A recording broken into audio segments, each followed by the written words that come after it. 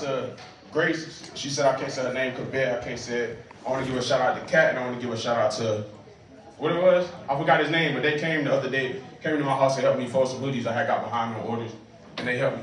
And then I got to give a shout out to Nazra for giving me the opportunity to do this in the whole, like, you know what I'm saying, the whole Hamline University.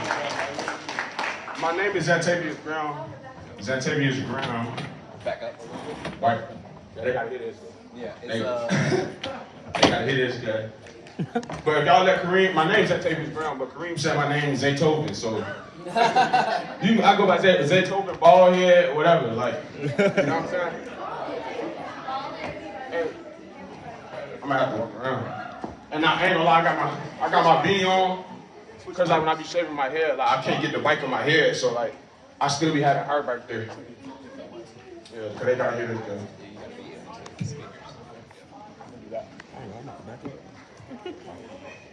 Hello? All right.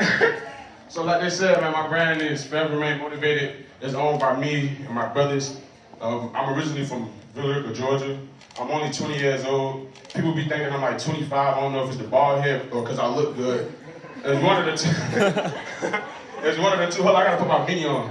And I didn't want to come dressed like this. I wanted to wear something like my little hoodie and stuff, but my mama said, I gotta dress up today. So she made me go buy me a little button up with a tie. I'm on YouTube talking about how to tie a tie.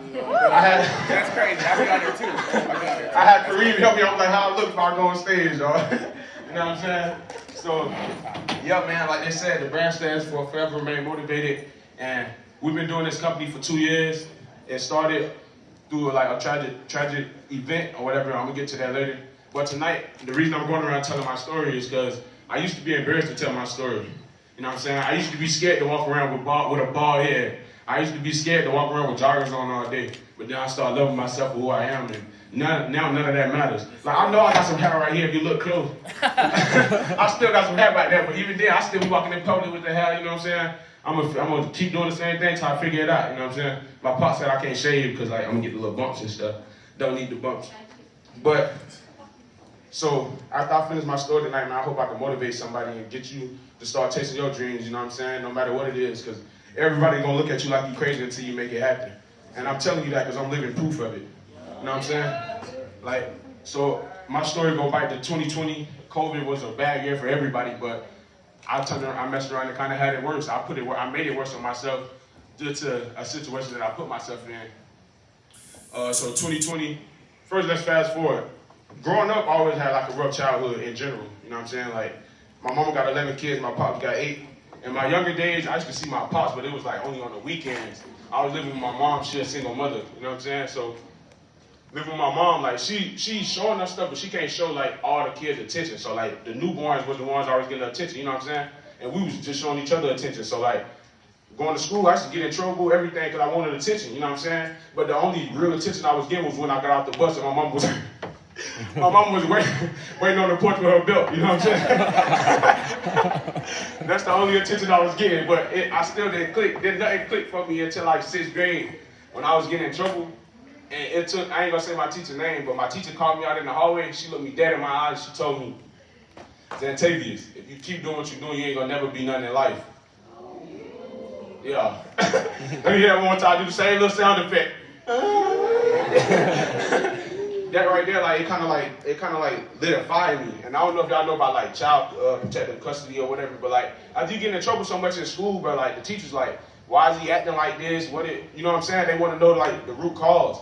And with us having 11 kids in one house, like it's like a 3-bedroom. Me and my brother and them sharing the same bed, same everything. But we okay with that because like we family. Because it ain't even about the struggle, it's about who you go through the struggle with. You know what I'm saying?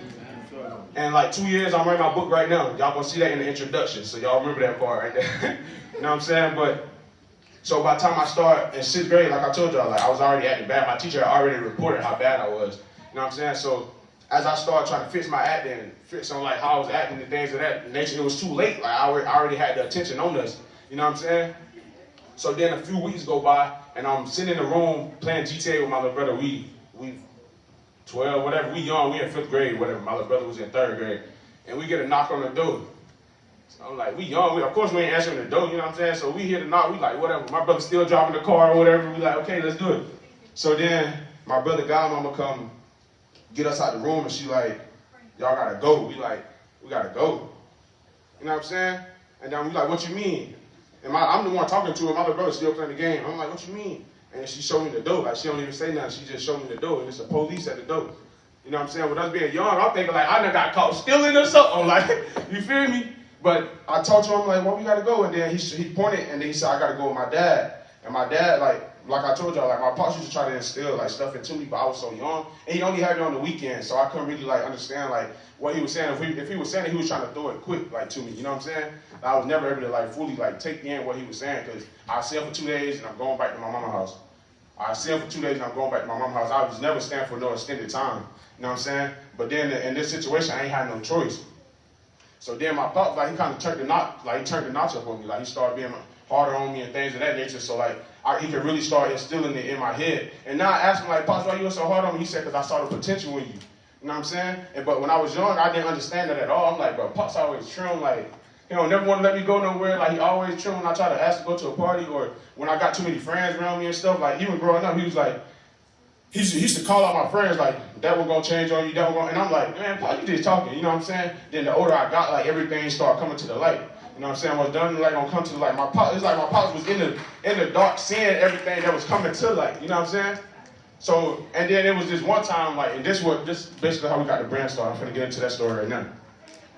My pops telling me, he like, so I'm in ninth grade, just moved to bike the kids and whatever, and I told my pops I got a new girlfriend. This is the first girlfriend I told my pops about.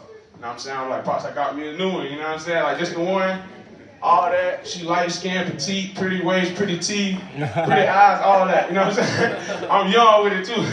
I'm telling my pops, and come to find out though, a few weeks ago, like the same, like, he called them Red Bones or whatever. He said Red Bone did him the same way, so he already knew how the game go, whatever. So I'm talking to my pops and I'm telling him that, and then he like, bro, you sure you want to mess with that girl? I'm like, yeah, I'm saying the same thing I was just saying to y'all. And he like, bro, I don't think you should do it. But I'm gonna let you do you know what I'm saying? I don't think he knew how far it was gonna actually go, like how far I was actually gonna take it. You know what I'm saying? So he telling me I'm gonna let you do you and stuff like that, and I ended up doing me.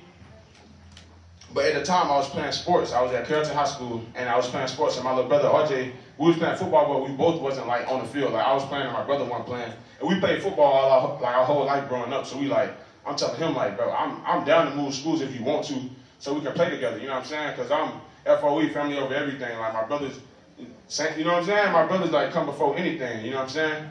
My family, like they're the reason I do what I do now. But so I ended up moving schools with him.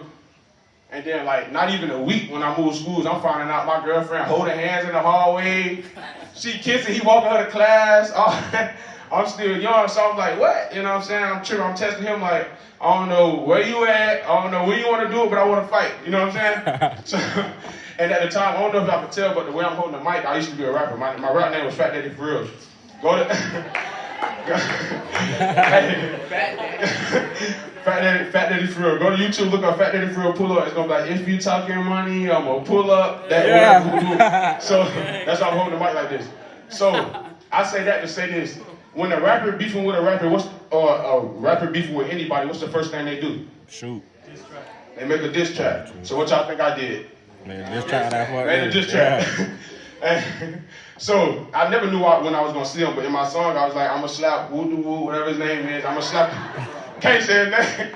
I'ma slap on Woo-Doo, whatever when I see him.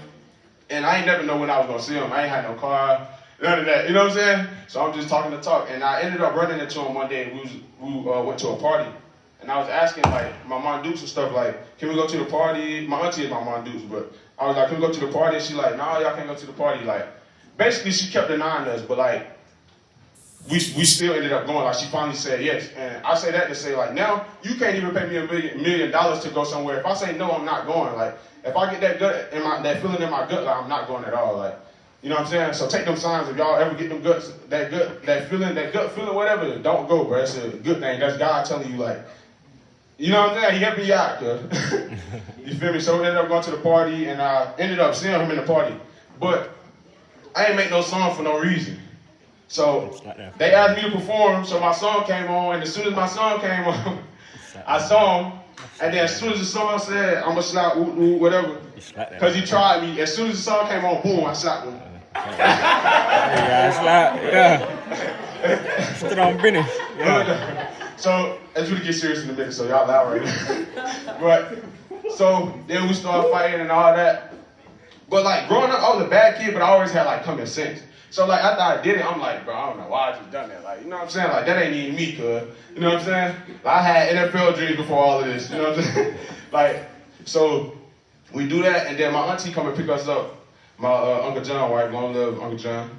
But she come and pick us up, and we headed home, and my little brother and them in the car, like, we just beat them up, you know what I'm saying, all that. And I'm not really saying nothing, because, like, I'm getting that gut feeling. I'm like, damn, you know what I'm saying? I should have never done that. Like, I ain't had no business doing that. And my little brother and them steady turning up, and then we stopped at McDonald's first.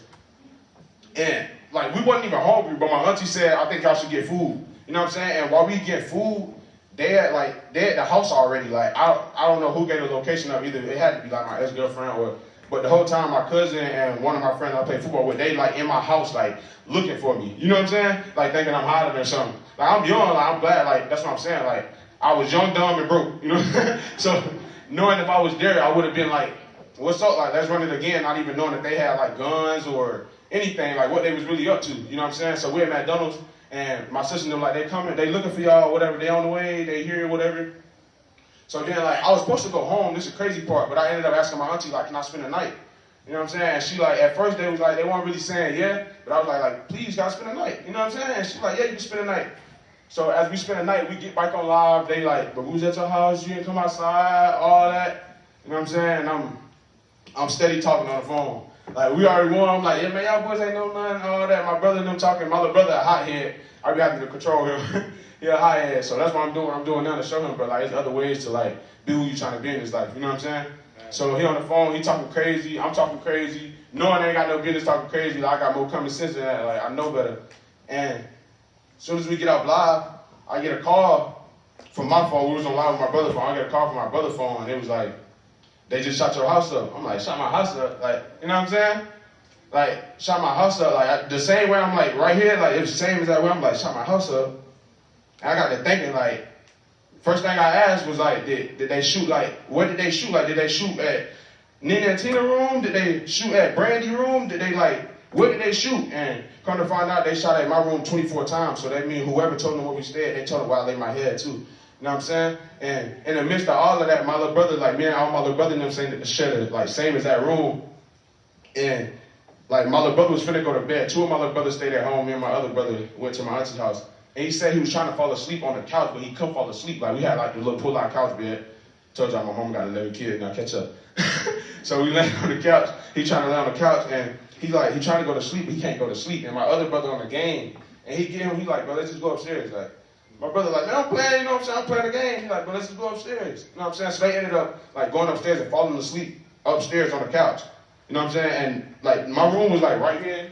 And then the living room, like, right here. My sister's room, like, right on top. Like, all they had to do was shoot up a little bit more, and they would have went, like, straight through my siblings' room. And, you know what I'm saying? Yeah. And I wouldn't even be here because I would have had to take it all the way there. Like, I would have never had the opportunity to be right here on this stage today. You know what I'm saying? And we finna get on how the brand got started because it's finna come right here. So then after the house got shut out, my mom was like, come home now. Like, I want you home, you know, all that type stuff. So I come home, and then when I get home, it's like yellow tape around the house. So I'm like, they telling me nobody passed away, but like they say when you see yellow tape, like somebody done got hit, they died or something, you know what I'm saying? So before I could even like run in the house and try to see what's going on, the police stopped me, and he like, what happened? And I'm just telling him like, oh, I'm a good boy. Like, no, we just having a fight at a party and all that. And he ain't really trying to hit it. Like I'm joking with him, but he like, this is not no joking manner. Like, this dead serious. You know what I'm saying? And he asked me, and he started looking at my tattoos. Since I was 17, like when I turned 17, my pops was like, what you want for your birthday? I told him I don't want nothing, I just want a tattoo. I've been begging to get a tattoo since I was like 15, 16. You know what I'm saying? So the police officer like, why you got so many tattoos? And like, I'm black, bro. I'm black. I've been having my goals since I was like 14. I've been having goals. You know what I'm saying? So at the time, I'm 16, 17. I got goals, I got tattoos, I got dreads at the time. I wasn't always bald-headed, fam. I ain't gonna lie to you. I wasn't always bald-headed. But yeah, I got dreads at the time, and he started looking at my tattoos. And I told y'all I used to be a rapper, and right here on one of my tattoos is the FRM. And the name of the FRM was For Real Movement. Me and my brother and them was planning on starting a little record label where we have people in the city like come rap and, you know what I'm saying, that type stuff. And when he asked me, I was gonna say For Real Movement, but he's probably gonna think it was a gang or something. So right out bike, I'm like, forever remain motivated. You know what I'm saying? I'm stuck, and I'm not even knowing though. Like he like, oh, okay, like what? I'm like, it just keep me motivated. You know what I'm saying? And I'm not even knowing like God put that on my heart the whole time, so I can be here doing this today. You know what I'm saying? Like God had this plan. Like I didn't even know like I was gonna need this motivation for the rest of my life. Like every day, like I got it tattooed like 3 or 4 times now. Like every time I put my hoodie on, you know what I'm saying? Like it means so much to me. So like when I'm selling, I'm not just selling clothes. Like I'm actually selling a message that like all y'all can like really like connect with. No matter if you want to be a doctor, a lawyer, if you want to have 30 kids, no matter what it is, bro, like you can really connect with this. All you need is that motivation. You know what I'm saying? Whatever you want, yeah, 30 kids. I want 30 kids. But I don't know how it's gonna happen,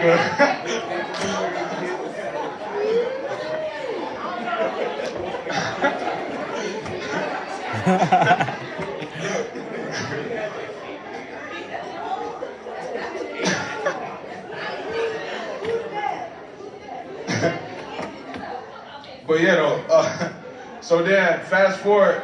So I found out about them 3 letters, but the 3 letters never like actually meant anything in my head for like 2 years straight. I'm still like that's like for real movement. Like it didn't click with me until like, bro, I'm gonna be honest. It didn't click with me until like I came up here and was like actually able to get out that environment. It didn't click with me like when I don't even know how we came up with the brand. Like people used to ask me how we came up with the brand. I'm telling them it's trials and tribulations, and the reason I was telling them that was because I was embarrassed of this story right here. You know what I'm saying? It was this story I was holding on to for 3, 4 years. It's 4 years now. You know what I'm saying? It's this story that got all like everything I'm doing right now. Like me having the confidence to do this, me having the confidence to do this. You know what I'm saying? Like that's where it started from. Like me telling that police officer that, and God like let me know like you gonna need this for the rest of your life.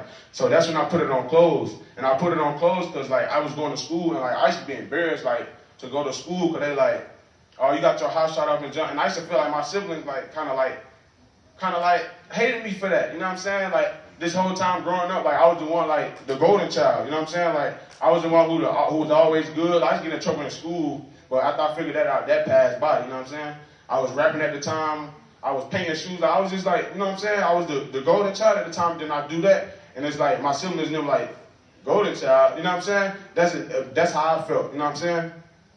So then I ordered like 8 hoodies online. They was all different colors, and on the front of the hoodie was like FRM. It didn't have the bottom part on there. Shout out to Giselle too, our designer. But it just had like the FRM part on it, and that was for like when I was walking around in school and I catch myself like getting too embarrassed. I pick my head fall down. I see them 3 letters, and that's what helped me pick my chin up. You know what I'm saying?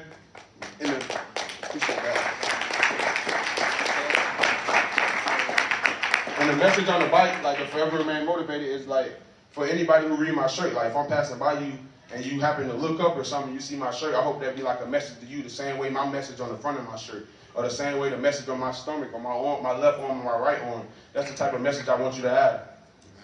You know what I'm saying? And that's pretty much how the brand got started. But before I leave, I did want to like throw some motivation in the air. I do want y'all to understand that before you can change anything that's going on the outside of your world, whether that's getting better grades, making a better song, you know what I'm saying, putting together a better event, whatever that is, like you can't wish for more than yourself until you go inside yourself and like really see like who you can really truly become. You know what I'm saying? Won't nothing change on the outside until you change what's going on the inside. You know what I'm saying? And I'm still figuring that out myself. You know what I'm saying? I don't even dress like this. I put my joggers on and my hoodie. But yeah, for real though, bro, you can't change what's going on the outside until like you change what's going on the inside. Like, and like the ways I started getting up with my stuff was like, or like trying to see what I really wanted in life was I started like manifesting and stuff like that. Like I started journaling so I can write down like what I really want to come to life. And like, I don't know if y'all know like, but I'm telling you this because I know like manifestation is real, bro. Like my brother recording on my iPad right now. He just saw a while ago how I had me talking in front of a lot of people and stuff. Like, bro, I swear like 3 weeks ago, I was like, one day I'm gonna talk in front of 13 people.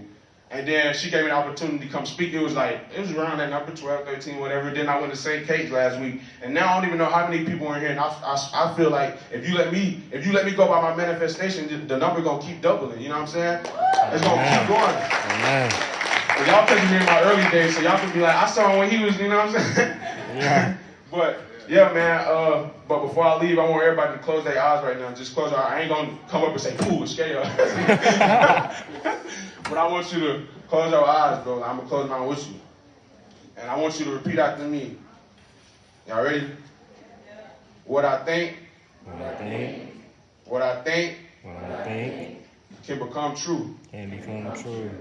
What I think. What I think. Can become true. Can become true. And that's all I want you to do. Whatever you thinking in your head, whatever. You want the newest Benz, if you want the newest Mercedes, if you want 30 babies, cuz if you want to, I can't leave that one alone. I can't leave that one alone. That's real, bro. Like I'm telling you though, bro. Like I'm saying this. Like, I want y'all. This is what I want y'all to take with y'all. Like I'm glad I went last too, bro. So like I really want y'all to take this with y'all, bro. Like whatever you want in this life can happen. Whatever you think of, whatever, bro. Like it can come true. Don't let nobody knock you down, bro. All your dreams and aspirations you got can become reality, bro. Like everybody not gonna believe in that vision. They gonna laugh at you. They gonna think you crazy, bro. Like until you really make it happen. Now I get so many people texting me like, bro, I'm proud of you, all that type jump. But where was the love at when I was fighting depression, when I was felt like I was alone, like when I ain't had nobody on my side, like where that love was at? And now I'm where I'm at. I'm climbing, I'm steady climbing. You know what I'm saying? I'm trying to get to where I'm trying to go, and you trying to pull me down. You gonna be pulling on my pants, fam. You know what I'm saying? If you ain't trying to come with me, you know what I'm saying? Like, so bro, like, keep chasing your dreams, but I don't know what y'all want to be in here. I ain't got the time to stop with everybody like, what you want to do, what you want to do, what you want to do, what you want to do. You know what I'm saying? But you know what you want to do. It's inside your heart, fam. And until you like start tapping into who you really is, bro, and stop letting what the society, what you send on Instagram, what you send on Snapchat, until you stop letting that define who you is, bro, you'll continue being the average person. You know what I'm saying? So take a break from the social media, take a break from all that, and really tap into yourself. My name is Zantavious. Thank y'all for having me. Yeah, brother. Yeah.